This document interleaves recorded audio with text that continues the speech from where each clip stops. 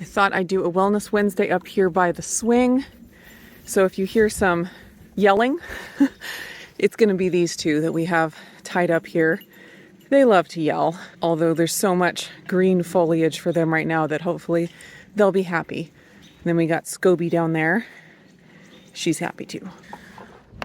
Whew. Here we go. I always have to make the trek up the hill for the swing, so I have to take a minute before I start talking to catch my breath. Hey friends, welcome back to another Wellness Wednesday. Today I have some updated lab work to share with you guys and to chat about.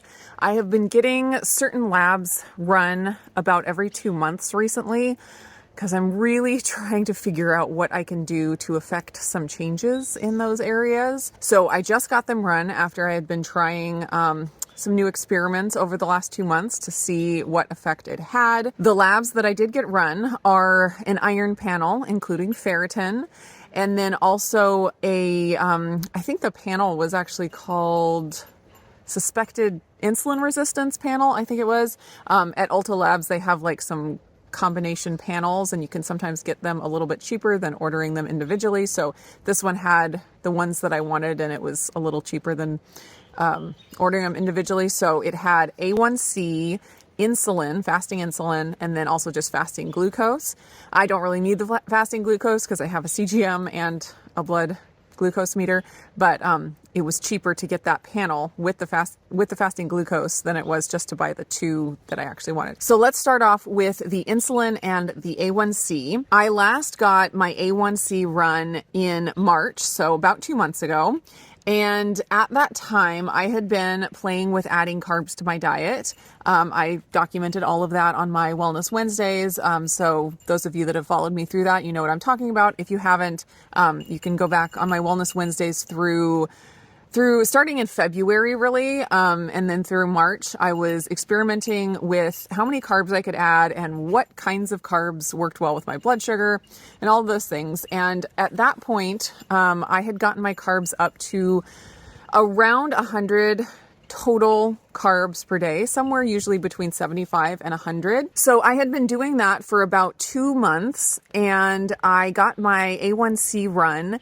And my A1C was 5.1, which is not bad. It's still really in the realm of good. So it was really encouraging to see that I could handle that many carbs and still have a pretty solid A1C. But it had gone up 0.1 from what it was previously. So when I eat a pretty ketovore, very meat-based diet, my A1C sits at around 5.0. So if I'm eating like 10 to 20 total carbs per day, I have historically had an A1C of around 5.0. That's just where it sits. So I did see it go up that 0.1, which wasn't super concerning, but that combined with what my insulin did caused me to rethink the amount of carbs or adjust the amount of carbs I was adding. So as far as my insulin, I had gotten it tested back in October, and that was when I was eating more ketovore. I was still eating some vegetables. It wasn't like I wasn't eating carnivore, but I was still eating very high meat, very high protein, just very ketovore and closer to carnivore. And my insulin was 2.8, which is very, very low, and I was very happy with that.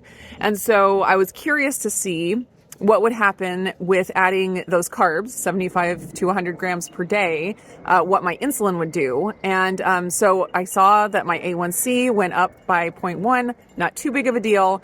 But then when I saw my insulin in March go up to 7.9, I was like, that is a little bit higher than I am comfortable with.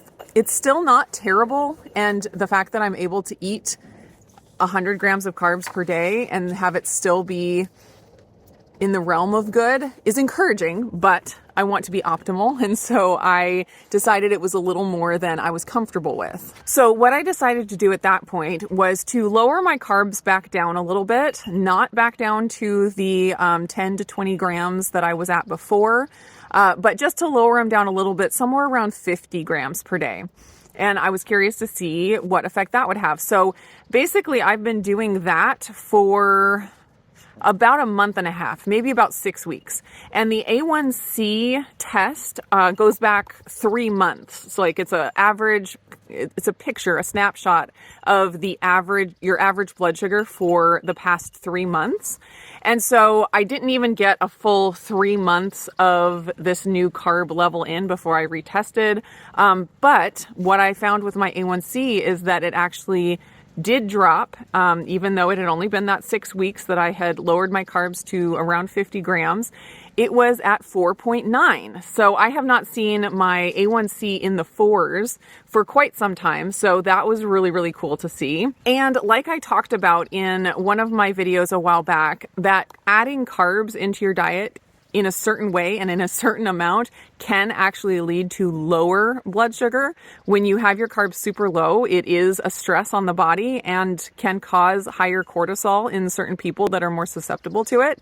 And so finding a sweet spot with carbs, you can actually get your blood sugar at a lower level because you have enough carbs to lower that cortisol, but not enough to start spiking your blood sugar and making it too high. The sun just decided to come out from behind the clouds so rudely, and so I'm going to find a better spot to sit here. So for me, I have surmised, at least to this point, that my sweet spot with carbs is somewhere between 30 and 50 grams per day. And it seems like that is enough for me to keep my cortisol down a little bit lower and not kind of relieve that little bit of stress on the body that the very low carb state can be, and allows my blood sugar to run a little bit lower. So I'm super happy with that. I'm also really curious if I get my A1C done in another 2 months and have like a full 3 month amount of time at this carb level, if it'll change at all, if it'll be even lower than that 4.9, that would be really interesting to see. Oftentimes we really just want things to be like a 1 + 1 = 2 equation, like more carbs equal higher blood sugar and fewer carbs equal lower blood sugar. And the lower you go, the lower the blood sugar goes, the higher in carbs you go, the higher your blood sugar goes.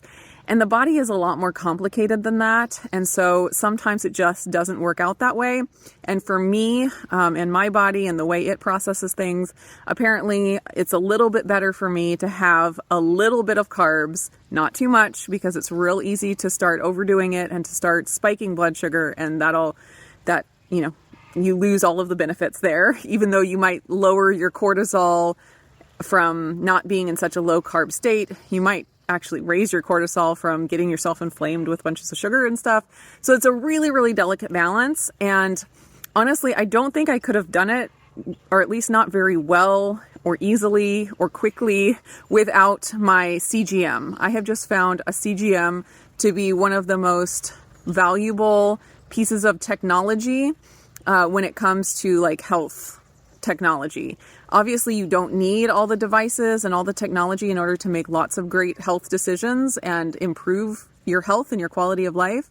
But there are a lot of pieces of technology out there right now and devices, and some of them are way better than others. And I do test out a lot of them on my channel. So I hope that you guys find that helpful, like seeing my experience with all the different things, and, you can surmise which ones are the most helpful and which ones are not, and, what it might be worth spending money on and what would be a waste to spend money on. So anyways, CGM, super, super helpful for me in figuring out my sweet spot with my carbs in order to keep my blood sugar as low as possible. So super happy with that 4.9 on my A1C. And then the insulin, I was also really curious to see it come down from that 7.9. So it had been 2.8 when I was eating very, very meat-based ketovore. And then it was 7.9 when I was eating 75 to 100 grams of carbs per day. And then when I got it tested here just a few days ago, it was at a 4.0. So I was very, very happy with that. I had in my mind that I wanted to see it below a 5. And anything below a 5, I was happy with. I don't think it has to be like rock bottom 0 for you to be optimal. I think below 5, that's what Kim Howerton and Dr. Berry have in their Common Sense Labs book. And so I'm happy with just being under 5. And I'm very comfortable with both my A1C and my insulin at that level. And I feel like I've just found my sweet spot for that. So now moving on to the iron situation. I have been working really hard to try to figure out what I can do to be able to maintain my iron and ferritin levels. So ferritin is iron stores, or it can tell you what your iron stores are in your body. And you also can test serum iron, so the iron in your blood. And those are 2 different tests. And if your iron in your blood is low, you're considered anemic. If your ferritin is low, it's considered iron deficiency. So you can have both, and you would have iron deficiency anemia, or you can just have iron deficiency, or you can just have anemia. And one of the things that confuses people a lot about iron deficiency specifically is that you can have a normal serum iron, you can have hemoglobin that is in the normal range, but if you have the low ferritin, the low storage of iron, you can have all of the symptoms, the same symptoms as anemia. And so a lot of doctors will just test the blood levels of the iron, and they'll say, oh, your iron is fine. That's not your problem, when there's a person sitting there that maybe their ferritin is very, very low, and they're having hair loss, they're having heart palpitations, they're having brain fog, like all of the things that you get from iron deficiency and that you get from anemia, they're experiencing, but they're being told that no, your iron levels are just fine. It's all in your head, or it's obviously something else. So it can be a really frustrating situation for a lot of people. So my main issue has been that my ferritin has been very low, and that I cannot find a way to keep it up or to increase it. So I have gotten iron infusions over the last about 9 months.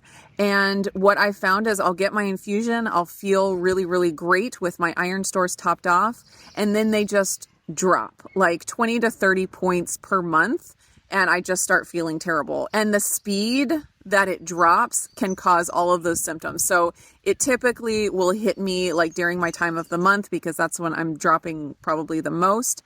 And I can just get all of those iron deficiency and anemia symptoms rushing back, which is very discouraging. So I've been trying to figure out a way to keep my iron and ferritin levels up without having to go in and do iron infusions every couple of months like I've been doing. The iron infusions are very helpful. They make me feel good for a while, but part of the issue is the big swings, like the big iron infusion where I have a lot and then it dropping down.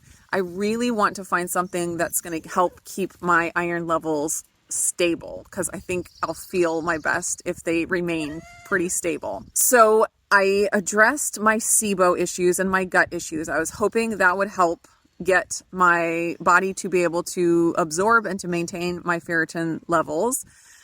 Sadly, that did not seem to be the case. I tested my ferritin and my iron after I got an infusion, back last year. And then I didn't take any supplementation of iron or anything. I just wanted to see where my body could maintain my iron and ferritin levels on its own. And then 2 months later, I got tested again and found that both my ferritin and my serum iron had dropped, and they were not in a good place, and that was discouraging. So the next thing I tried was supplementation with heme iron. And yes, I did all the things that you do to help enhance absorption of iron, and, like taking in the morning, the hepcidin, like there's all these things that you can do. And I did a video about a lot of those things. So if you're curious about that, I will put that up in the cards. So I did 2 months of aggressively supplementing with iron and doing all the things along with it to help absorption. Got my iron and ferritin tested 2 months later and found that my ferritin had dropped just as fast as it had when I wasn't supplementing at all. That was really discouraging. I did find that my serum iron stayed higher, so that didn't get depleted as much as it did when I wasn't supplementing at all. So the iron supplementation did help me in that aspect, but it wasn't enough to keep my ferritin at a healthy level. So all in all, it was good to learn that, but it wasn't like the key for me to keep my iron at a good place and my ferritin at a good place. So the next thing that I tried that I talked to you guys about 2 months ago is iron patches. So I had found a company called Patch Aid, and they sell all kinds of different vitamin and supplement patches, and they cater a lot to bariatric patients who don't have good absorption in their gut anymore after bariatric surgery. And so I decided to try that, thinking that if my issues were gut and absorption issues, that bypassing that and doing transdermal supplementation might make a difference. So I did 2 months of aggressively using the patches, and I was following recommendations from somebody else that I follow that, has done tons of research on iron and has addressed her own iron issues. So I was using her recommendations on like how many patches to use. I ended up settling on 6 patches per day, which is a lot. So it should have, done something. And so for 2 months I did that, and then I got my iron and ferritin tested here just a few days ago, and it came back pretty much the same as after I supplemented with oral iron. So my ferritin dropped just as rapidly as before, which again was disappointing, but it did help me maintain my serum iron and my hemoglobin. So that shows me that the patches worked as an iron supplement. And so if anyone was curious about that, if you are interested in supplementing with patch supplementation, I at least have the clue that they do something. And it seemed like it was doing just as much as taking the oral heme iron, which is good because the patch iron was not even heme iron. It was non-heme. So I think from my experience, I would say that the patches did work for me. And it's not just like a placebo, but it wasn't enough to overcome whatever issues I am dealing with as far as absorption and maintaining my iron. And I will throw in here that I did contact Patch Aid and got a discount for you guys. It's actually a really good discount. They gave me a 40% off coupon code. And what I found was that that coupon code works on top of the 48% discount you can get on a subscription. So if you go in there and order a subscription, it will give you 48% off. And then if you put in my code, it'll give you another 40% off of that. So it ended up being really cheap. So if it's something you're curious about trying, you can actually try it pretty cheap. And then you can always go in and cancel the subscription after the first month, and you don't have to keep going. But that is a way to get it for a really cheap price. So I'll put all that info down below if you're interested in checking that out. Okay, so where do we go from here? Obviously, it is very discouraging to have these tests that take so long in order to see if it does anything, and then going through all of that and then having it not do anything is pretty discouraging. So I am going to try another experiment. And I'm going to go a little bit different of a direction than I have been, because the supplementation with iron, all of the times that I've tried to do that, it has not helped. And I think you can have iron deficiency and anemia from a lot of different reasons. And one reason can just be like, heavy periods or childbirth, things like that, where you just lose a lot. And so supplementing with iron to get it back up, you're good, and you can just move on as long as you're eating enough iron containing foods.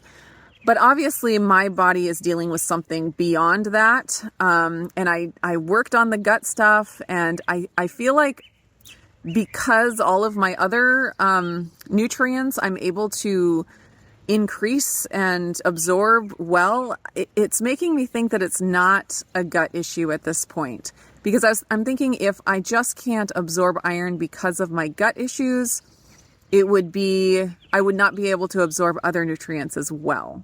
So because it's only iron, like I was able to get my B12 up, my D, like all of everything else, I've been able to get up really efficiently and very quickly.